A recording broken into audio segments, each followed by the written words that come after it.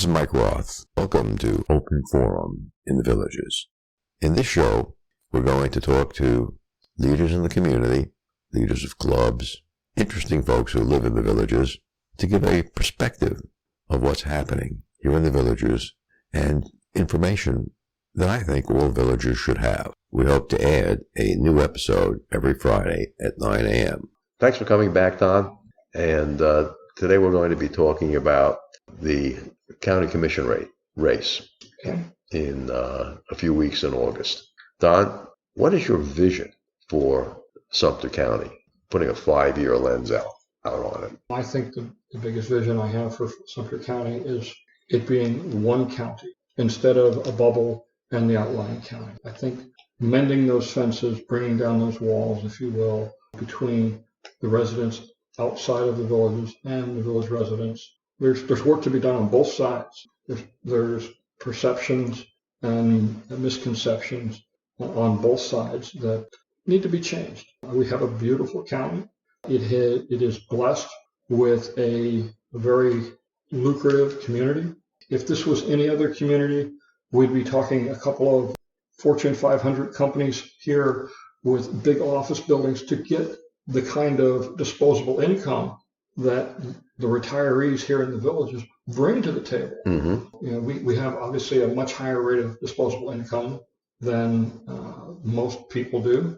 Most of the houses here are bought and paid for already. They don't have mortgages. So that definitely helps with your disposable income. So the county is blessed with some very good financial resources and some very beautiful countrysides, a lot of very nice areas.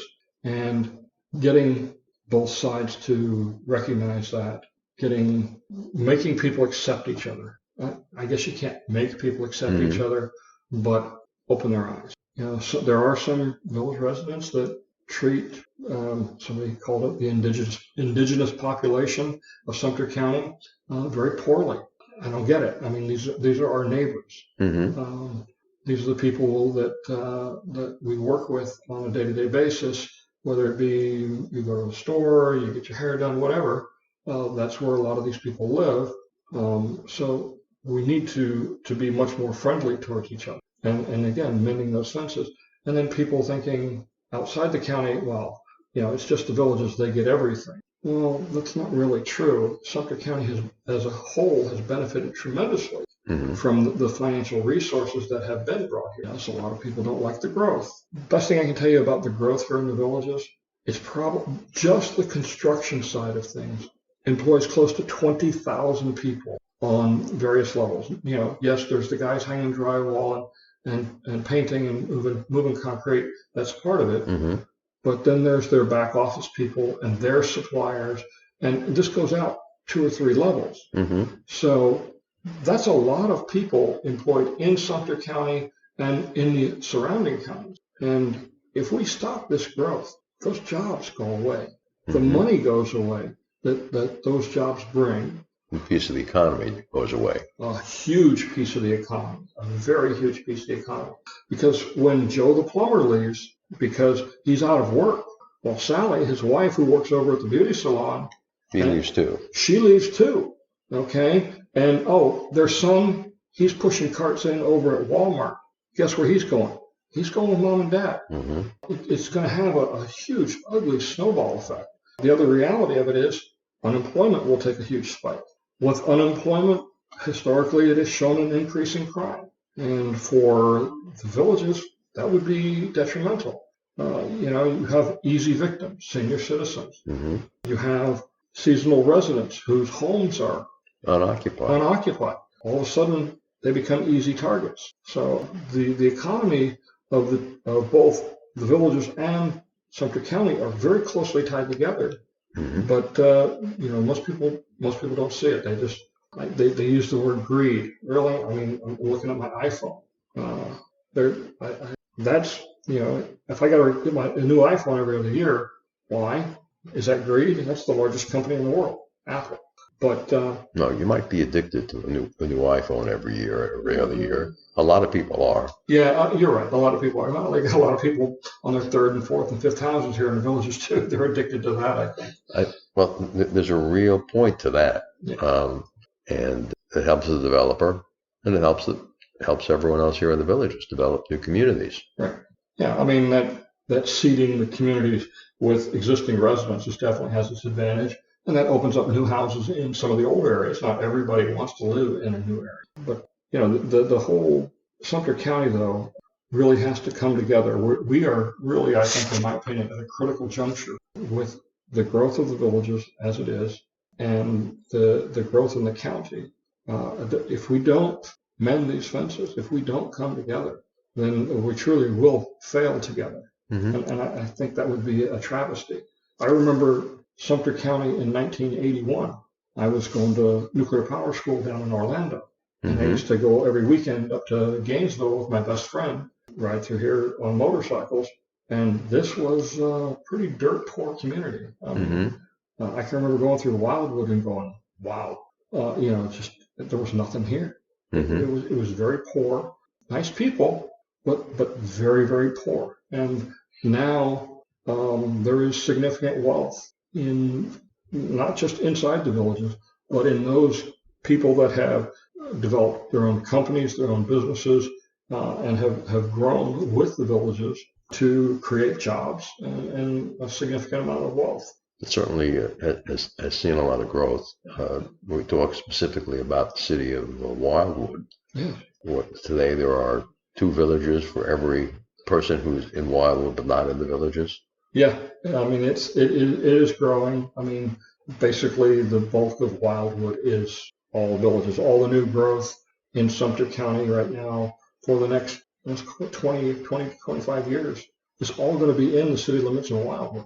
Mm-hmm. Wildwood has to definitely start stepping up to the plate and realizing they're going to be a major city in the state of Florida, and they need to start planning as such. I mean, they're getting, I don't know how many miles of road a day from the villages turned over to them that they are responsible for. So they need to start planning for that. It seems almost every day in the paper you see a section of Sumter County being annexed by the city of Wildwood. It does seem that way. Pretty much at this point, whatever the villages buys mm-hmm. for future development, they want to go ahead and move it into Wildwood. So it is what it is. I mean, it definitely goes a long way south. I'll ask you a question. I see these annexations by the city of Wildwood, and they publish a little map in the paper with totally illegible street names. How can they get away with that, Don? I don't know how they get away with it. If it's supposed to be public information. And it is public information. I mean, I see those. I've already seen them, though, because I do a lot of research in my efforts to put my YouTube videos together. I study what's going on. I look at the county records. I look at what each of the cities is doing and what they're putting out for their agendas. So I read those, and I get to see the clear version of it. Mm-hmm. What's put in the newspaper is definitely difficult to read. And the best thing I can say to somebody is if you're interested, which unfortunately few are, but if you're interested, go down to City Hall. They have the full-scale prints. Go online. They have great electronic versions of the same documents that you can actually read and make sense of. That would be great for us as citizens to be able to read in the paper what the name of the street is of at least one of the 4 streets that bound the property that they're annexing.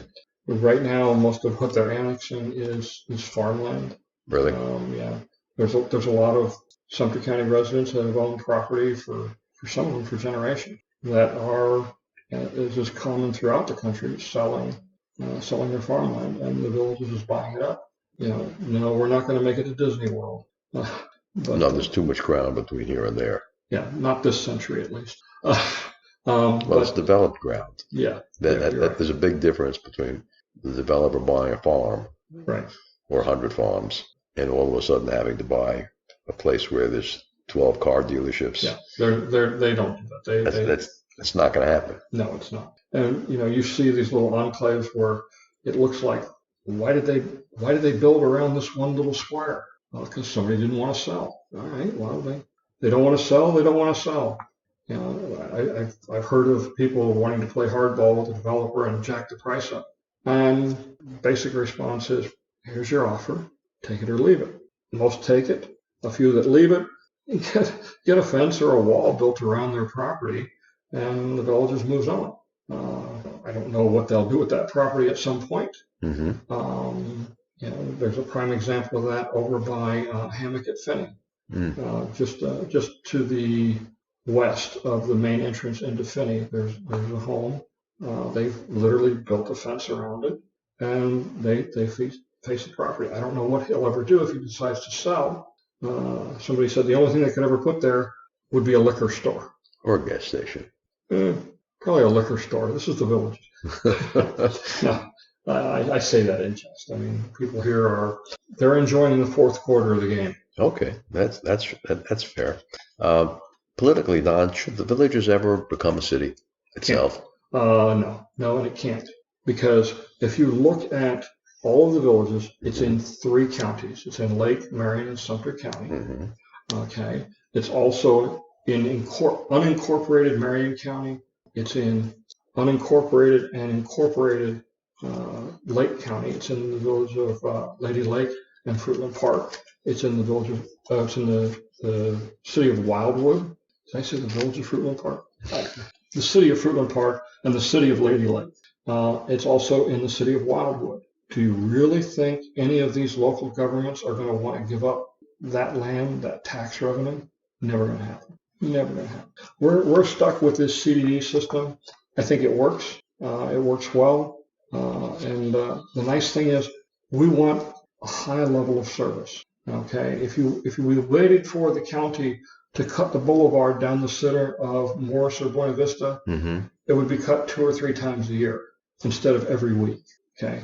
That's what the CDD brings to it, that higher level of service to keep our community looking nice, to keep it looking like what we bought into. Don, do you think the state government here in Florida is helping the villages? Is the state government helping the villages? Okay, first, what do you mean the villages? Do you mean the community of the villages, or are you talking about the developers? I'm talking about the citizens of the villages, the residents of the villages. Is the state doing everything they should to help us as a community? Well, I hope this special session coming up concerning homeowners insurance has some leeway, because I know that's impacting a lot of residents here in the villages. I just can't believe that roofs don't last more than 15 years, even here in Florida, when the manufacturers of the shingles give them a 20 or 25 or even a 30-year guarantee. I don't understand that either. I'm not a roofing guy. I've only done roofing one time, and I realized after getting that job done, I didn't want to do it again. That's hard work. That's really hard work. Oh, you actually got up on a roof and did it? Oh, yeah.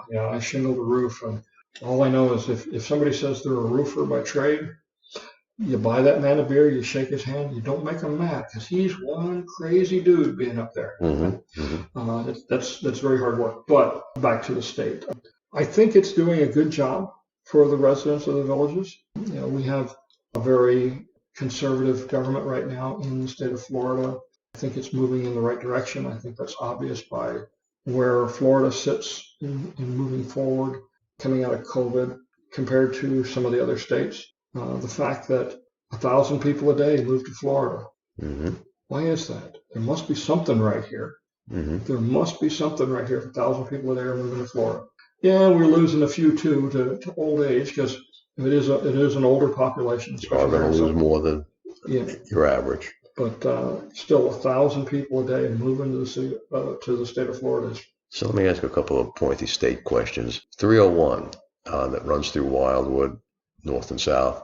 Is that a state road or a county road? It's managed by the state. Managed by the state. Yeah, so it's the state's responsibility to maintain it. It needs to be widened. Widened and turned, in my opinion, into a limited access highway. I don't know about that. There's a lot of businesses along 301, but it's south of the turnpike. It definitely needs to be widened. It's on the agenda. We just don't know what the timeline is for the state. Okay. Why don't you tell our listeners what you want them to know about you as a candidate for the county commission? I think what most people need to know about me is, I did time in the military.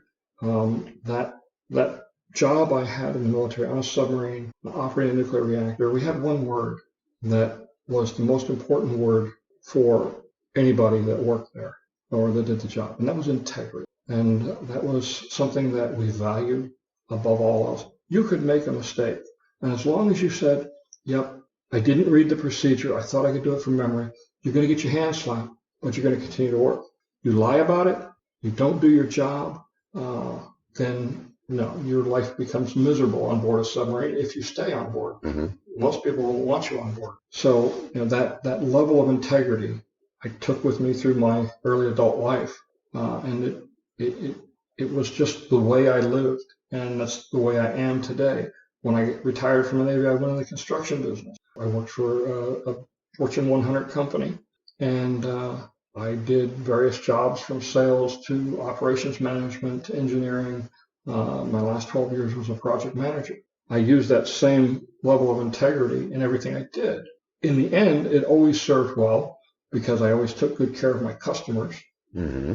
And I made a very good profit for my company because I did the right thing.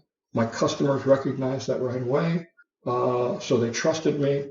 The company I worked for trusted me, and that's because I kept my integrity throughout. It's difficult because you have to put your own personal needs aside, and that's what I do. In the decisions I make for the government, in my position as a district supervisor, and then I'll make for a county commissioner, it's not about what's good for Don Wiley. It's going to be about what's good for Sumter County. Okay, is it the right thing to do for Sumter County? Most decisions are going to be made with the head. Okay, and that means getting all the facts and running the numbers. Does it make good financial sense? Does it make good long-term sense for the county? There are some issues that the head isn't going to solve. It's got to be run with the heart. Mm-hmm. And, knowing the time to do that is a difficult choice. Sometimes you have to show a little bit of compassion. Yes, there's only going to be a small group of people that benefit from a decision that the rest of the county is going to have to pay for. But is it the right decision? Maybe the head says no, but if it's the right thing to do for that particular community, then maybe the right decision is yes. Okay. And earlier you talked about communication being most important. What are you going to do to open up communication so the citizens of Sumter County can talk to you if you're elected? Well, I'll keep my cell phone number a public number. I have no problem with taking phone calls at any time. Obviously, emails. Not everybody. We're all getting older. Creaking of the bones. Not everybody communicates either with cell phone, by phone, or by email. So making myself available for one-on-one, conversations with somebody. That's the start. Being accessible. Mm-hmm. And I have no problem with that. I can. When you're on a submarine, you have to learn to get along with everybody. Mm-hmm. Because you may not like the way the guy does things that's in the rack next to you, but you have to get along, and you learn to get along. And I can get along pretty much with just about anybody. I can listen, and then we have to make decisions. And sometimes the answer is no, we can't do anything for you. I'm sorry. It's not within the scope of means of the county. One of the other things that I think is important as far as going back to integrity is knowing when to say, I was wrong. I'm not afraid to say I was wrong. I made a mistake. Okay? I'm not afraid to say, I don't know. If I don't know something, when you ask me a question, I'm going to say it. I don't know. But come see me again in a week. I won't give you that same answer. I've done my homework. I'll investigate the issue. So it's, opening up communications. It's both on a technological level as well as on a personal level. Mm-hmm. You're involved with a lot of things now. Is there anything you see that you might have to cut back if you become county commissioner? Oh my gosh. Probably a few things. I'm looking at my business. Obviously, I have to first I have to figure out if there's going to be any conflict with the YouTube videos. And if there is any, then the YouTube videos are would go. I have to, the responsibility is primarily to the county. The good thing about being a county commissioner is I won't have to be a CDD supervisor anymore. I can't hold both positions. Oh, is that so? Yeah. So, in fact, next month I have to submit, there's a law in Florida called Resign to Run. I have to submit my resignation for CDD 10 and for CDD 10, which carries with it project-wide position. That'll be effective October 31st. But I have to submit it, before the... So does that mean there's going to be also an election for CDD 10? Yes. There are 3 seats open right now for CDD 10. There right now is a candidate for each of the 3 seats, one of them being mine, a lady by the name of Holly Bell. She's running for my seat. We interviewed her late last year for an open seat that we had after Ken Lieberman passed away, who was one of our elected supervisors. She was one of the best candidates we had. We ended up taking instead Mr. Jack Miller. Jack has decided to also run for his seat again. And then Christine Bradshaw, who lives here in, I think she's in Osceola Hills.